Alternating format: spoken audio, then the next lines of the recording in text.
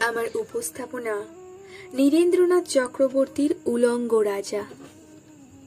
সবাই দেখছে যে রাজা উলঙ্গ, তবুও সবাই হাততালি দিচ্ছে।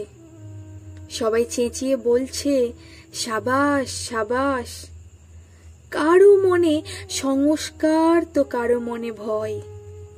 কেউ বা নিজের বুদ্ধি অন্য মানুষের কাছে বন্ধক দিয়ে এসেছে, কেউ বা পরান্নভোজী, কেউ কৃপা প্রার্থী, উমেদার, প্রবঞ্চক।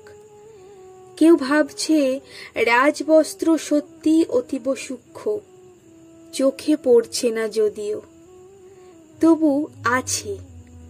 অন্তত থাকাটা কিছু অসম্ভব নয়। গল্পটা সবাই জানে, কিন্তু সেই গল্পের ভিতরে শুধুই প্রশস্তি বাক্য উচ্চারক কিছু আপাতমস্তক ভীতু, ফন্দিবাজ অথবা নির্বোধ স্তাবক ছিল না।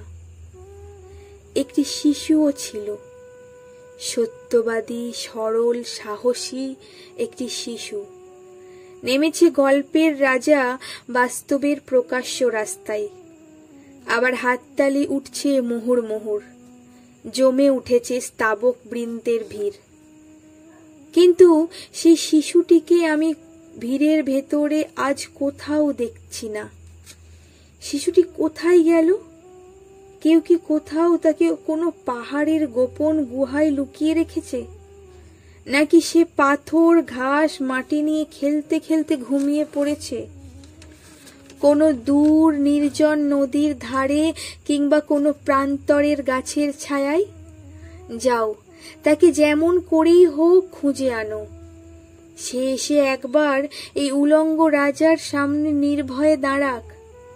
সে এসে একবার এই হাততালির ঊর্ধ্বে গলা তুলে জিজ্ঞাসা করুক, রাজা, তোর কাপড় কোথায়?